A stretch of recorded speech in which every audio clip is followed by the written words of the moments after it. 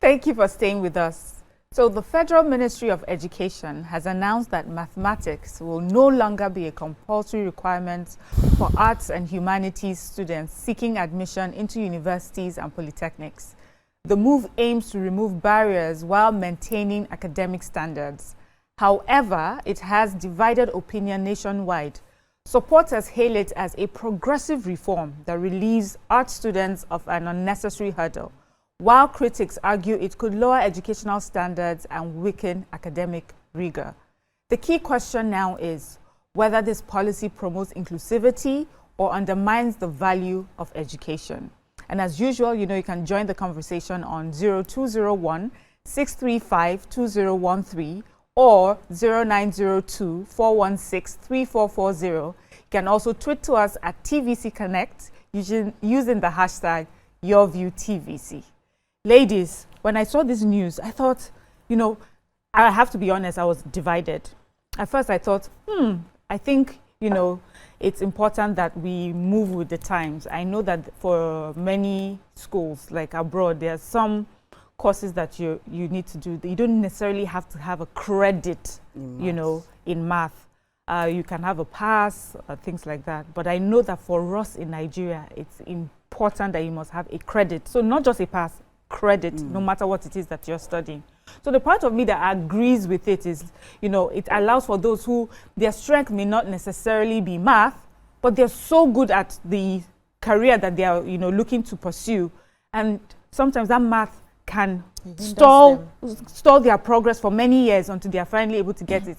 And yet, I know how important math is, and I feel that by saying it's not important anymore, people will not put in the work that they need to put in to learn math for what it stands for. It's not just about, passing papers. It encourages critical thinking, and it shows up in our life in so many ways. There's so many of us here that say, I hated math, but we're doing businesses, doing all sorts of things that it requires that math. So for me, that is my own dilemma. Like, is this really forward thinking, or we need to rethink this? Ladies, who would like to go? For the math failures. Finally, lawyers. Thank you, Minister for Education. SS1, I won't forget when my results came out. I had my C's and A's, and I was looking, but I had an F in maths. I was advised to repeat my class for just failing maths. And I was not an officer's child, because I went to a military school. And so I'd already given up. I went home, my parents had never seen me more sober. I entered one corner because there was no miracle that could have been done. This is not my strength. No matter how I read the book from morning to December, I'm just seeing numbers flying, nothing sticking.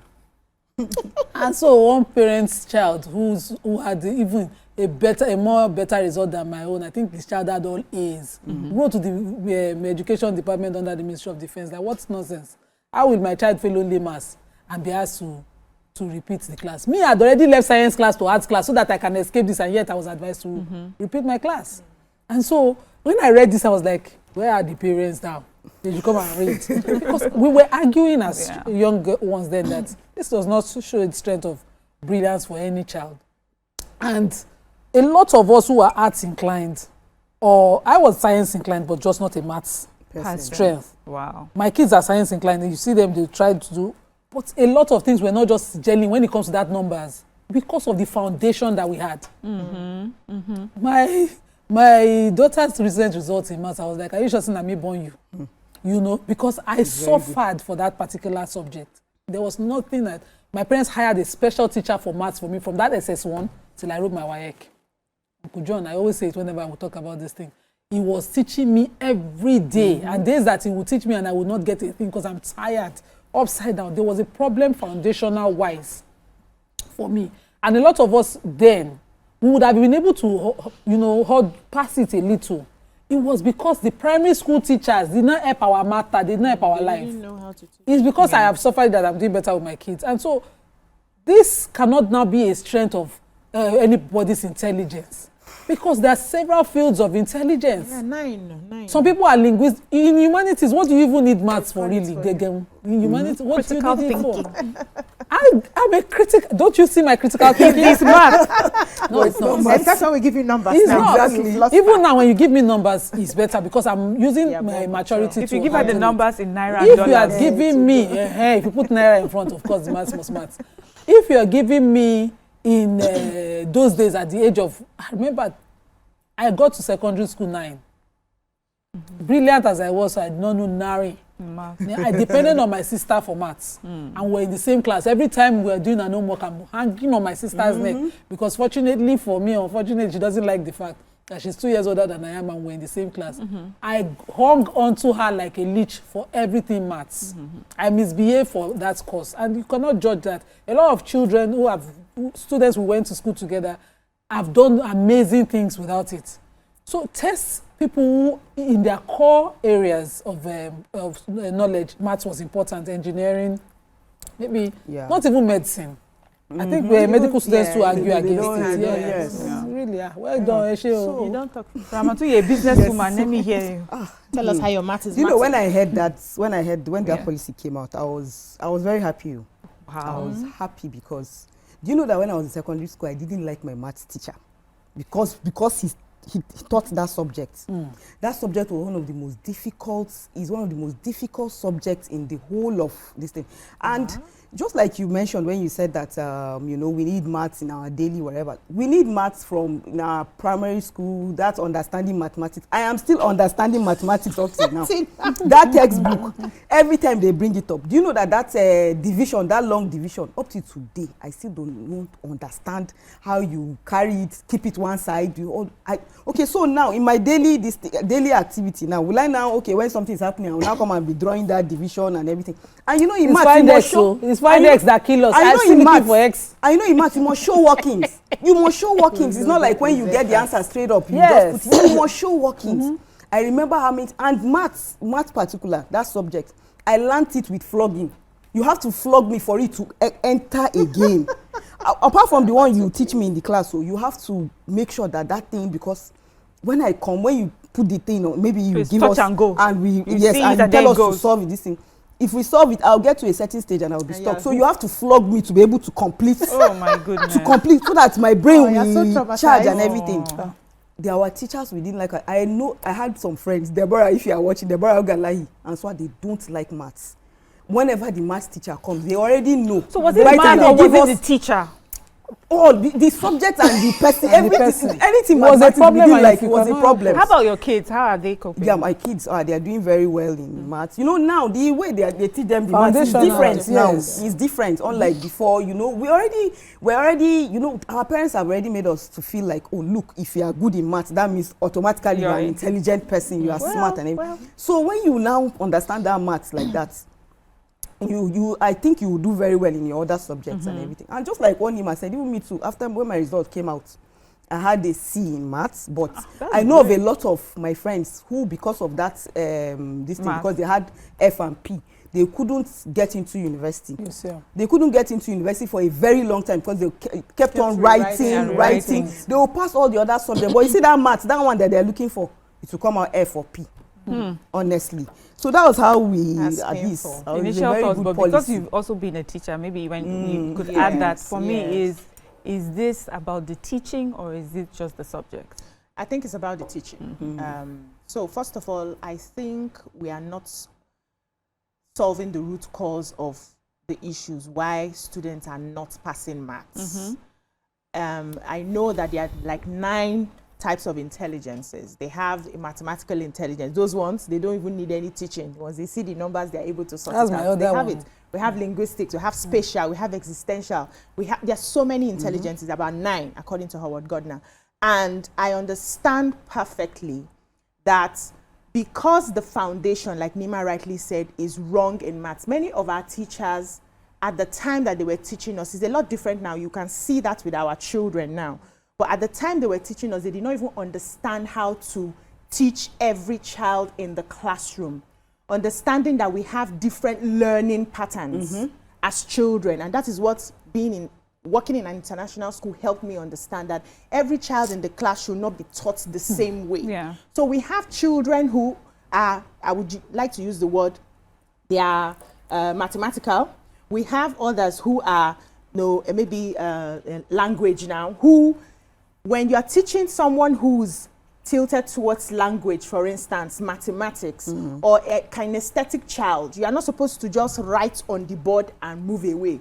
For people who are visual, they can see what you are writing, they are logical, they can pick it and understand. Many children will not understand it. But because the teachers were not trained to handle every child, one of the things I learned was for me to prepare a lesson note in class. I have to pay attention to all the learning needs of the children. So that lesson note, one note for one subject, that lesson note, I will pay attention to auditory children. Yes. I will pay attention to visual children. I'll pay attention to kinesthetic children. Many of us, I'm sure Nima she's still kinesthetic, will not be able to sit still and hear you talk in class. Imagine if you had brought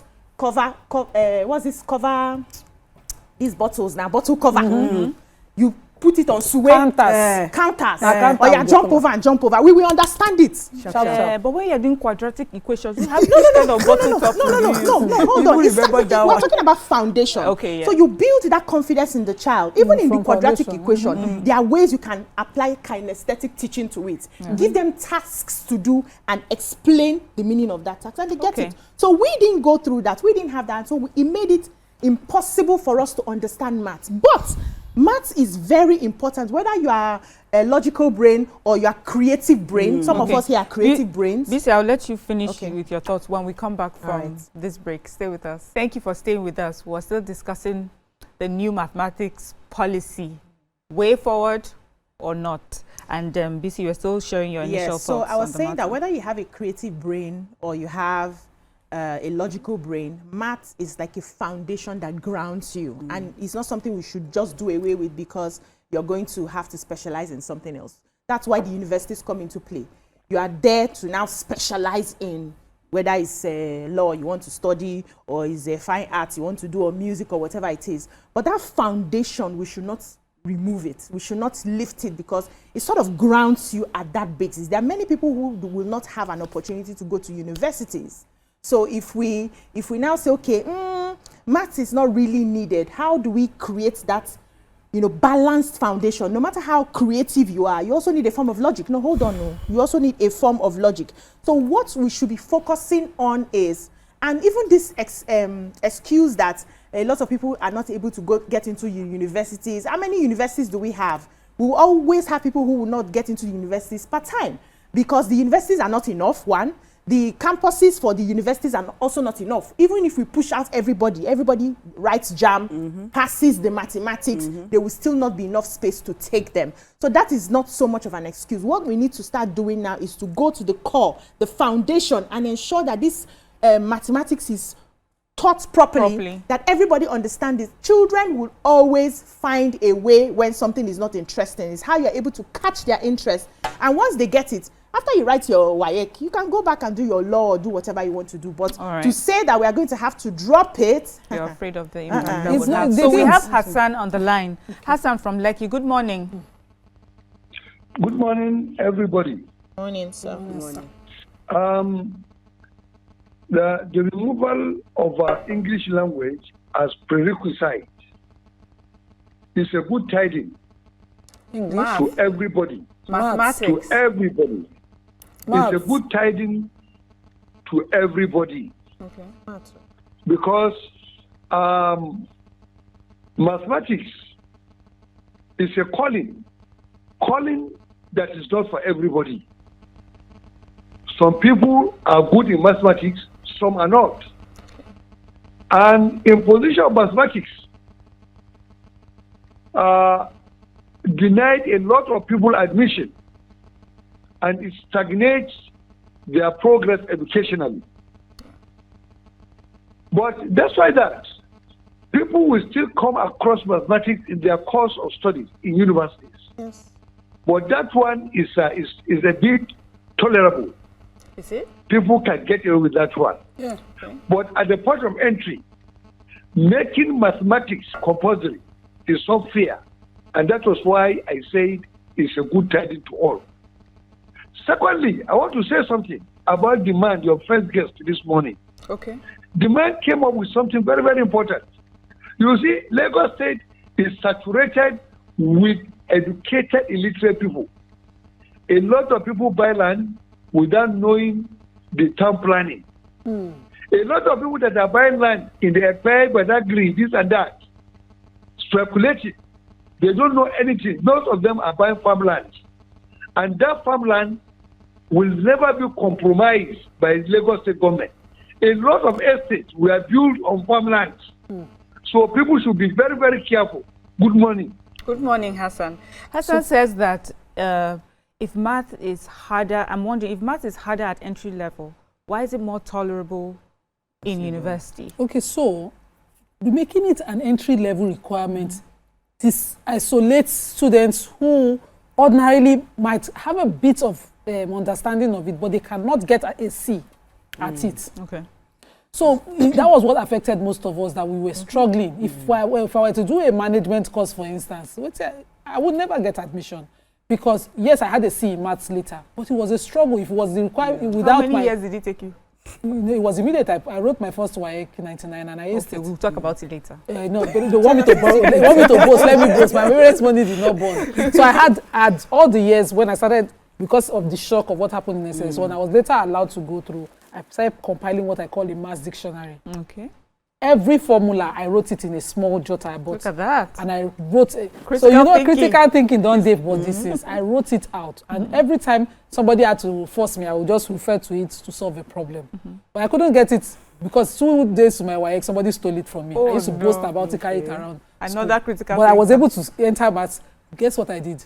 For every maths question I solved at my WAEC, I didn't have a conclusive answer. Another critical thinking. Put the formula method and leave the answer, so in case the answer was wrong. So I was probably marked for methods. Yeah. But before you go into that, let me just take Debbie from Abuja and then we'll come back to you. Debbie, good morning.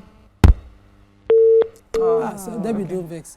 So if you put it as an entry level requirement, it will cause non-inclusivity for most of us who were arts inclined, who were doing well in other courses. We would ace it naturally, but we will be we have anxiety around maths. Yeah. A lot of us writing the WAEC, Which is come and see maths day, there was serious tension, and then the teachers did not help us. So you had asked the question of teachers. Yes. I had an amazing maths teacher in school from SS1 to 3. I'd mentioned him on the show. He changed his name, so I can't remember whether Feromi or his new Christian name. Okay. Father Onsi or his new Christian name. But then, in SS3, we had Sheweje, who thought you could beat maths. When Ramatu was saying that, I was just looking at who beats maths into a student. One of us was brought before the class one time, and she was asked a simple question as 3 times 4. We were all whispering to her, 12. She wrote 21. She changed it to 29. Each time she missed it, she was beaten in front of the whole class. Yeah. She was beaten till she could not even answer the question again. She just stayed lied down for this man to beat her. How do you teach and torture and traumatize a child into a subject? That subject and that child will never see eye to eye. And so it was something that we suffered as children. Whereas foundational-wise, if somebody had helped us, when my child was in nursery school and we're doing online class in 2020, and teacher was saying to him, Imran, 2 plus 1, and he did not answer. I don't know it. I said, ask him 2 cars plus 1. Simple. And she just said, Imran, 2 cars plus 1 car. 3 cars. And he moved on. Because he was into cars at the time. Toy cars were the thing. Yeah. But she was going on and on. So that's what the he problem now gets is, it to a stroke. I said, this one, no, they use stroke. The sister can use stroke. But you see this one, you ask him with items. What he likes. That's how we did homework at home. And when he does his homework, it seems like I did it for him. But no, I know my child. Most of the teachers, they did not bother to engage us. You're right. This your story reminds me of when my son was asked to draw a picture of his family in pre-primary. And he drew us as dinosaurs. Daddy dinosaur, mommy dinosaur, him dinosaur, and his sister dinosaur. Let's go on a short break. When we'll come back, we'll continue with our conversation. Stay with us.